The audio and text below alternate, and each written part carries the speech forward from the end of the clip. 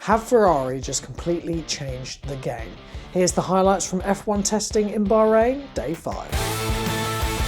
So one of the new things on the cars for this year is called active aero, and basically what this means is that the front wing and the rear wing on the cars open and close on different parts of the track to give the cars less drag and therefore more speed in the straights. Now all of the teams have approached this differently. Some of the rear wings are open from the front, some of them open from the back.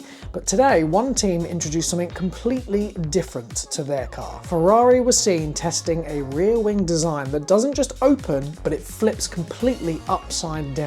The idea behind this is to give the car less drag and therefore more speed in the straights. Now, whether it works or not yet is still to be seen, but it's certainly been the talk of the paddock today. Now, there's nothing in the regulations that says that Ferrari can't do this. They've definitely found a loophole of some kind, but it won't be long, I'm sure, until the teams either copy the design and try it out on their own cars, or dispute the design, much like the famous Mercedes dual axis steering wheel from a few years ago that was very quickly banned. Now, after a short stint running this new rear wing in the morning session, Hamilton was then stuck in the garage for quite a while and therefore missed a lot of the running in the morning. He did come out right towards the end of the session for the practice start though, and he looked very quick off the line compared to those around him, and it was the same story during the afternoon session when Hamilton was able to put more laps in with less issues and also was quick during the practice start. Are Ferrari ones to watch this year? I've said it before and I still think it's the case. It was a similar story during the morning session for Liam Lawson in terms of issues.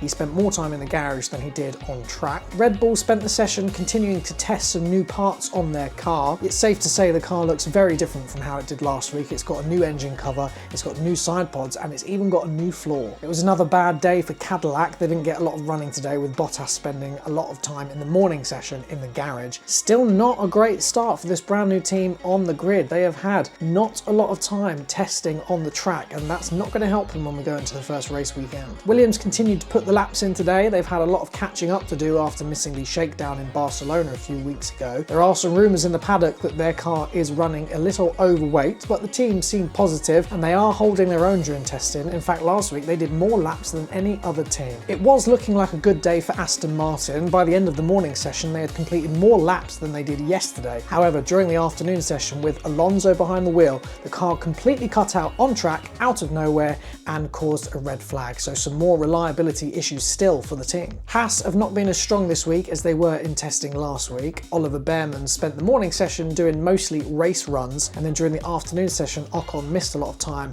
spent in the garage. In fact, at one point all of the mechanics were out the front of the garage blocking the view of something that was going on inside. It was mostly a good day for McLaren, apart from one small incident towards the end of the afternoon session when Oscar had to briefly pull off track into a runoff zone, but very quickly got going again. They've had a good run so far during testing with no obvious issues, although Lando had a small moment during the morning session whilst getting a bit racy with George Russell, and Oscar went wide briefly during one of his laps in the afternoon session. Zach Brown said today that McLaren will be in the top 4, but not at the front. During the afternoon session, turn 10 seemed to be catching a lot of drivers out. There was quite a few lockups there. We got to see a lot of racing action throughout testing today, with the likes of McLaren and Red Bull doing race simulations, and the drivers still getting used to these much smaller cars. A couple of the drivers had things to say about these new cars. Hamilton, for example, described them as fun to drive, and Hadjar said they are much more responsive. Looking at the final lap times, it was Kimi Antonelli who finished on top, closely followed by Oscar Piastri,